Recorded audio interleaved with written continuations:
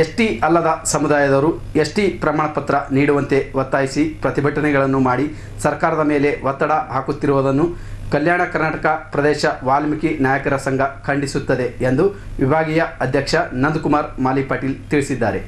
ನಗರದ ಪತ್ರಿಕಾ ಭವನದಲ್ಲಿ ಪತ್ರಿಕಾಗೋಷ್ಠಿಯನ್ನು ಉದ್ದೇಶಿಸಿ ಮಾತನಾಡಿದ ಅವರು, ನಮ್ಮ ಕಲಬುರಗಿ ಜಿಲ್ಲೆಯಲ್ಲಿ ಎಸ್ಟಿ ವ್ಯಾಪ್ತಿಗೆ ಒಳಪಡದ ಕೆಲವು ಕೋಲಿ ಕಬ್ಬಲಿಗ ಸಮುದಾಯದವರು ಎಸ್ಟಿ ಪ್ರಮಾಣ ಪತ್ರ ಪಡೆದುಕೊಂಡಿದ್ದಾರೆ ಮತ್ತು ಇನ್ನು ಕೆಲವು ಸಂಘಟನೆಗಳು ಎಸ್ಟಿ ಪ್ರಮಾಣಪತ್ರ ನೀಡುವಂತೆ ಆಗ್ರಹಿಸಿ ಶಾಸಕರುಗಳ ಮನೆಯ ಮುಂದೆ ಹೋರಾಟ ಮಾಡಿ ಸರ್ಕಾರದ ಮೇಲೆ ಒತ್ತಡ ಹೇರುತ್ತಿದ್ದಾರೆ. ಇದು ಖಂಡನೀಯ. ಕೋಲಿ ಕಬ್ಬಲಿಗ ಸಮುದಾಯದವರು ತಳವಾರ್ ಎಸ್ಟಿ ವ್ಯಾಪ್ತಿಗೆ ಬರುವುದಿಲ್ಲ. ಈ ಹಿಂದೆ ಬಿಜೆಪಿ ಸರ್ಕಾರ ಚುನಾವಣೆ ಸಂದರ್ಭದಲ್ಲಿ ಕೋಲಿ ಕಬ್ಬಲಿಗ ಸಮುದಾಯದ ಮತಗಳನ್ನು ಪಡೆಯಲು ನಿಮಗೆ ನಾವು ಎಸ್ಟಿ ಪ್ರಮಾಣಪತ್ರ ನೀಡುತ್ತೇವೆ ಎಂದು ಅಂದಿನ ಮುಖ್ಯಮಂತ್ರಿ ಬಸವರಾಜ ಬೊಮ್ಮಾಯಿ ಅವರು ಹೇಳಿದರು. ಆದರೆ ಅವರು ನೀಡಿರುವ ಎಸ್ಟಿ ಪ್ರಮಾಣಪತ್ರ ಕಾನೂನಾತ್ಮಕವಾಗಿ ಇಲ್ಲ. ಕೆಲವು ಕೋಲಿ ಕಬ್ಬಲಿಗ ಸಮುದಾಯದವರು ಪಡೆದುಕೊಂಡ ಎಸ್ಟಿ ಪ್ರಮಾಣಪತ್ರಗಳನ್ನು ರದ್ದು ಸಹ ಮಾಡಿಸಿದ್ದೇವೆ ಎಂದರು. ಜಿಲ್ಲೆಯಲ್ಲಿ ಕೆಲವು ಸಂಘಟನೆಗಳು ಪರಿಶಿಷ್ಟ ಪಂಗಡ ಅಲ್ಲದ ಎಸ್ಟಿ ಅಲ್ಲದಂಥ ಜನರಿಗೆ ಒಂದು ವರ್ಗಕ್ಕೆ ಪರಿಶಿಷ್ಟ ಪಂಗಡ ಜಾತಿ ಪ್ರಮಾಣಪತ್ರ ಕೊಡಬೇಕು ಅಂತಕ್ಕಂಥ ಬಲವಾದವಾಗಿ ಜಿಲ್ಲೆಯಾದ್ಯಂತ ಒಂದು ಸುಳ್ಳು ಹೋರಾಟ ಮಾಡ್ತಿದ್ದಾರೆ. ಅದಕ್ಕೆ ನಮ್ಮ ಪ್ರತಿರೋಧವಾಗಿ ಇವತ್ತು ಏನು ಪತ್ರಿಕಾಗೋಷ್ಠಿ ನಡೆಸಿದ್ದೀವಿ, ಅವ್ರಿಗೆ ವಿನಂತಿ ಮಾಡ್ತೇವೆ. ಕರ್ನಾಟಕ ರಾಜ್ಯದ ಕೇಂದ್ರ ಸರ್ಕಾರದಿಂದ 2020ರಲ್ಲಿ ಏನು 1991ರಲ್ಲಿ ನಮ್ಮ ಬೇಡ ವಾಲ್ಮೀಕಿ ನಾಯಕ ಜನಾಂಗ ಎಸ್ಟಿ ಬಂತು, ಅದರ ಪರ್ಯಾಯ ಪದ ನಾಯಕ ಜನಾಂಗದ ಪರ್ಯಾಯ ಪದ ತಳವಾರ ಮತ್ತು ಪರಿವಾರ ಅಂತಕ್ಕಂಥದ್ದು 2020ರಲ್ಲಿ ಕೇಂದ್ರದಿಂದ ಗೆಜೆಟಾಗಿ ಬಂತು. ಅದನ್ನು ಸುಮಾರು 20 ಸಮಾಜದ ಪರ್ಯಾಯ ಪದಗಳನ್ನು ತೊಗೊಂಡಿದ್ದಾರೆ. ಉಳಿದವರು ಯಾರೇ ಹಿಂದುಳಿದಲ್ಲೇ ಬರ್ತಕ್ಕಂಥ ಸಮಾಜದವರು ಯಾರೂ ಪರಿಶಿಷ್ಟ ಪಂಗಡ ಜಾತಿ ಪದ ತೊಗೊಂಡಿಲ್ಲ. ಆದರೆ 2023ರಲ್ಲಿ ಚುನಾವಣೆಯನ್ನು ದೃಷ್ಟಿ ಇಟ್ಟುಕೊಂಡು ಮಾನ್ಯ ಆಗಿನ ಮುಖ್ಯಮಂತ್ರಿ ಬೊಮ್ಮಾಯಿ ಅವರು, ಇಲ್ಲ ಈ ಸಮಾಜಕ್ಕೆ ನಾನು ತಳವಾರ ಅಂದ್ರೆ ತಳವಾರ ನಮ್ಮ ತಳವಾರ, ಅದು ನಾಯಕ ಸಮಾಜ ತಳವಾರ, ಇವರು ಕನ್ಫ್ಯೂಸ್ ಮಾಡಿ ಮಂದಿಗೆ ಓಡಿಸ್ಕೊಳ್ಳೋಕೆ ಏನು ಮಾಡಿದ್ರು, ಹಿಂದುಳಿತಕ್ಕಂಥ ಕಬ್ಬಲಿಗೆ ಸಮಾಜದ ಪರ್ಯಾಯ ಪದ ತಳವಾರ ಕೂಡ ಎಸ್ಟಿ ಸೇರಿಸಿದೆ ಅಂತ ಸುಳ್ಳು ಮಾಹಿತಿಯನ್ನು ಇವತ್ತು ಘಂಟಾಘೋಷಣೆ ಗುಲ್ಬರ್ಗದಲ್ಲಿ ಘೋಷಣೆ ಮಾಡಿದ್ರು. ಅವತ್ತಿನ ಹಿಡಿದ ಇವತ್ತು ಗುಲ್ಬರ್ಗ ಜಿಲ್ಲೆ ವ್ಯಾಪಕವಾಗಿ ಸುಳ್ಳು ಜಾತಿ ಪ್ರಮಾಣಪತ್ರ ಅಧಿಕಾರಿಗಳು ಕೊಡೋಕ್ಕೆ ಶುರು ಮಾಡಿದ್ರು. ಅದನ್ನು ನಾವು ಸರ್ಕಾರದ ಮಟ್ಟದಲ್ಲಿ ಪ್ರತಿಭಟನೆಗಳು ಮಾಡಿ ಸರ್ಕಾರಕ್ಕೆ ಮನದಟ್ಟು ಮಾಡಿದಾಗ ಈ ಥರ ಅನ್ಯಾಯ ಆಗ್ತಿದೆ ವಾಲ್ಮೀಕಿ ಸಮಾಜಕ್ಕೆ ಅಂದಾಗ ಸರ್ಕಾರ ಮತ್ತೊಂದು ಸುತ್ತೋಲೆ ನಡೆಸಿ, ಇಲ್ಲ ಹಿಂದುಳಿದ ವರ್ಗದಲ್ಲಿ ಕೂಡ ತಳವಾರಿದ್ದರೆ ಅದನ್ನು ಕೊಡುವಾಗ ಈ ಜಾತಿ ಪ್ರಮಾಣ ಪತ್ರ ಕೊಡತಕ್ಕಂಥ ತತ್ಸಮಾನ ಪ್ರಾಧಿಕಾರಗಳು ಕೂಲಂಕಷವಾಗಿ ಚರ್ಚೆ ಮಾಡಿ ನಿಜವಾದ ಪರಿಶಿಷ್ಟ ಪಂಗಡ ಜನರಿಗೆ ಅನ್ಯಾಯ ಆಗ್ಬಿಡೋದು ಅಂತಕ್ಕಂಥ ಸುತ್ತೋಲೆ ನಡೆಸಿದ್ದಾರೆ. ಆ ನಿಟ್ಟಿನಲ್ಲಿ ಇವತ್ತು ಇಡೀ ಗುಲ್ಬರ್ಗ ಜಿಲ್ಲೆಯಲ್ಲಿ ಈ ಸುಳ್ಳು ಫೇಕ್ ಸರ್ಟಿಫಿಕೇಟ್ ಕೊಡೋದನ್ನು ನಿಲ್ಲಿಸಿದ್ದಾರೆ. ಆದ್ದರಿಂದ ಕೆಲವು ಸಂಘಟನೆಗಳು ಅದರಿಂದ ಬೇಸರವಾಗಿ, ಕೆಲವು ಸಂಘಟನೆ ಅಂದರೆ ಯಾವ ಈಗ ಸುಳ್ಳು ಅಂದರೆ ಅವರು ಹಿಂದುಳಿದ ಬರ್ತಕ್ಕಂಥ ಸಮಾಜ, ಆದರೆ ನಾವು ತಳವಾರಿದ್ದೀವಿ, ನಮ್ಮ ಸರ್ಟಿಫಿಕೇಟ್ ಕೊಡ್ಬೇಕಂತೇಳಿ ಸುಳ್ಳು ಸರ್ಟಿಫಿಕೇಟ್ ಸಂಘಟನೆ ಮಾಡ್ಕೊಂಡು ಹೋರಾಟ ಮಾಡ್ತಿದ್ದಾರೆ. ಯಾರು ಮಾಡತ್ತಾರೆ? ಕಬ್ಬಲಿಗೆ ಸಮಾಜದ ಮುಖಂಡರು ಅನೇಕರಿದ್ದಾರೆ ಇವತ್ತು.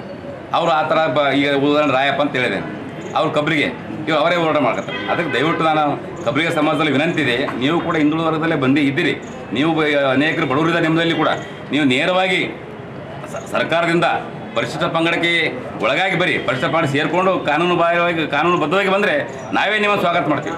ಅದಕ್ಕೆ ವಾಮಮಾರ್ಗದಿಂದ ತಾವು ಈ ಸರ್ಟಿಫಿಕೇಟ್ನ ಫೇಕ್ ಸರ್ಟಿಫಿಕೇಟ್ ಕೊಡ್ಲಿಕ್ಕೆ ಪ್ರಯತ್ನ ಮಾಡಬೇಡಿ. ಜಾತಿ ಜನಾಂಗದಲ್ಲಿ ಸಂಘರ್ಷ ಆಗ್ಬಾರ್ದು ಅಂತಕ್ಕಂಥ ನಮ್ಮ ವಿನಂತಿ ಮನವಿ ಇದ್ದೇವಿನ ಬೇರೆ ಯಾವುದೇ ಕಾರಣಗಳಿಲ್ಲ. ಹೀಗಾಗಿ ನಾನು ಗುಲ್ಬರ್ಗ ಜಿಲ್ಲೆ ಎಲ್ಲ ಗೌರವಾನ್ವಿತ ಶಾಸಕರು, ಜಿಲ್ಲಾ ಉಸ್ತುವಾರಿ ಸಚಿವರಿಗೂ, ಸಮಾಜ ಕಲ್ಯಾಣ ಸಚಿವರಿಗೂ, ಮಾನ್ಯ ಮುಖ್ಯಮಂತ್ರಿಗಳಿಗೂ ಇವತ್ತು ವಿನಂತಿ ಮಾಡ್ಕೋತೀವಿ, ದಯವಿಟ್ಟು ಈ ಥರ ಅನ್ಯಾಯವನ್ನು ತಡೆದು ಇದಕ್ಕೆ ನಿರ್ದಿಷ್ಟವಾದ ಒಂದು ಅಂತ್ಯ ಆಡಬೇಕು ಅಂತಕ್ಕಂಥ ನಾನು ಮಾನ್ಯ ಸರ್ಕಾರದಲ್ಲಿ ನಾನು ವಿನಂತಿ ಮಾಡ್ಕೋತೀನಿ. ಅಂದರೆ ಈ ಹಿಂದೆ ಬಸವರಾಜ ಬೊಮ್ಮಾಯಿ ಸರ್ಕಾರ ಘೋಷಣೆ ಮಾಡಿದ್ದು ಸುಳ್ಳು ಸರ್. ಸುಳ್ಳಿನಿಂದ ಎಷ್ಟೊಂದು ಅವರಿಗೆ ಪೆಟ್ಟಾಗಿದೆ ಅಂತ ಹೇಳ್ತೀನಿ ನಿಮಗೆ. 2023 ಚುನಾವಣೆಯಲ್ಲಿ ಕರ್ನಾಟಕ ರಾಜ್ಯದಲ್ಲಿ ನಮ್ಗೆ ಎಸ್ಟಿಗೆ ಮೀಸಲಾಗಿಂತ 15 ಸೀಟ್ಗಳಿವೆ. ಇವರು ಯಾವ ಥರ ನಮ್ಮ ಜನಕ್ಕೆ ಅನ್ಯಾಯ ಆದ ನಂತರ 15 ಸೀಟ್ಗಳು ಬಿ ಜೆ ಪಿ ಸೋತಿದೆ. ಎಲ್ಲ ಆದರೆ 15 ಸೀಟ್ ಒಂದು ಕೂಡ ಬಿ ಜೆ ಪಿ ಗೆಲ್ಲಿಲ್ಲ. ಸ್ವತಃ ಮುಖ್ಯಮಂತ್ರಿ ಏನು ಸವಣೂರಿದೆ, ಅಲ್ಲಿ ಕೂಡ ಅವರ ಮಗ ಶಾಸಕ ಚುನಾವಣೆ ಸೋತರು. ಕಾರಣ ಏನಂದ್ರೆ ಈ ಜನಕ್ಕೆ ಅನ್ಯಾಯ ಮಾಡಿದ್ದಾರೆ.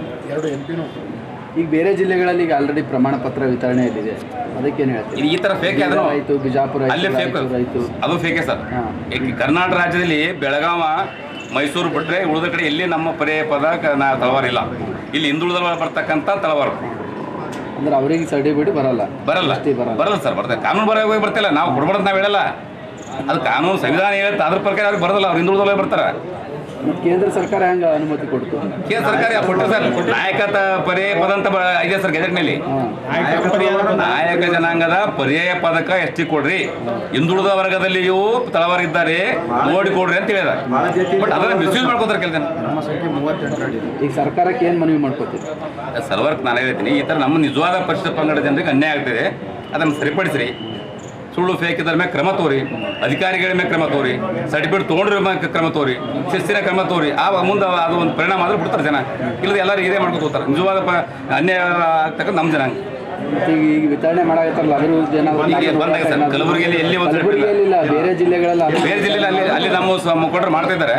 ಈ ಟೋಟಲಿ ಇಡೀ ರಾಜ್ಯಕ್ಕೆ ಒಂದು ಮಾದರಿ ಆಗ್ತದೆ. ಈಗ ನಮ್ಮ ಗುಲ್ಬರ್ಗ ಜಿಲ್ಲೆ ಅಂತಲ್ಲ, ಇಡೀ ರಾಜ್ಯದ ಎಲ್ಲೆಲ್ಲಿ ತೋತಾರ ಅವೆಲ್ಲಕ್ಕೆ ಘಟಕ ಜಿಲ್ಲಾಧ್ಯಕ್ಷರು. ಯಾಕಂದ್ರೆ ಇದೇ ಥರ ಹಿಂದೂ ತಳವಾರ ಅಂತೇಳಿ ತೊಗೊಂಡು ಅವರು ಕಬ್ಬಿಗ, ಅಂಬಿಗ, ಬೆಸ್ತ, ಮಗವೀರ ಅವರು ಪರ್ಯಾಯ ಪದಗಳನ್ನ ತಳವಾರನ ಶಬ್ದ ತೊಗೊಂಡಿಲ್ಲ ರೀ ಅವರು. ಈಗ ಅಫ್ಜಲ್ಪುರ ಮಾಷಾಳದಾಗ ಒಬ್ಬ ಹುಡುಗು ಉದಾಹರಣೆಗಾಗಿ ಸತ್ಯ ನ್ಯಾಯಾಲಯ ಕೋರ್ಟ್ ಒಳಗೆ ಜವಾನಾಗಿ ಆಯ್ಕೆಯಾಗಿದ್ದನು. ಅವ್ನು ಸಿಂಧುತ್ವ ಪ್ರಮಾಣ ಪತ್ರ ಇದೇ ಜಿಲ್ಲಾಧಿಕಾರಿಗಳು, ಜಿಲ್ಲಾ ಜಾತಿ ಪರಿಷತ್ ಅವರು ರದ್ದುಪಡಿಸ್ಯಾರೆ.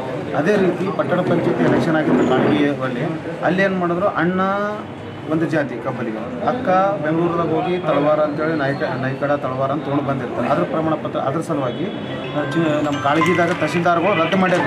ತಹಸೀಲ್ದಾರ್ ಸರ್ ಅವರು ಕಾಸ್ಟ್ ರದ್ದು ಮಾಡ್ಯಾರ. ಇದೇ ಥರ ಜಿಲ್ಲೆದಾಗ ತುಂಬ ಕೊಟ್ಟವರು, ನಾವೇನು ಅದಕ್ಕೆ ಸ್ಪಂದನೆ ಮಾಡಿ ಅಧಿಕಾರಿಗಳು ರದ್ದು ಮಾಡ್ಯಾರ. ಅಧಿಕಾರಿಗಳಿಗೆ ಇವರು ದಾರಿ ತಪ್ಪಿಸೋ ಕೆಲಸ ರದ್ದು ಮಾಡ್ಬೇಕು ಸರ್ ಅವರು.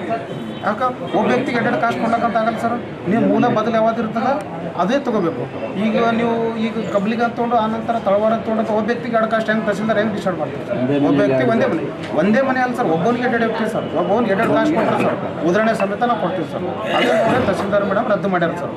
ಚುನಾವಣೆ ನಿಂತಿದ್ರು ಸರ್ ಅವರು, ಸಂತೋಷ್ ಕಡಬೂರ್ ಅಂತೇಳಿ ಮತ್ತು ಇನ್ನೊಬ್ಬರು ವೀರೇಶನ್ ಅವರು, ಅವರಿಬ್ಬರದು ರದ್ದಾಗ್ಯದ ಸರ್.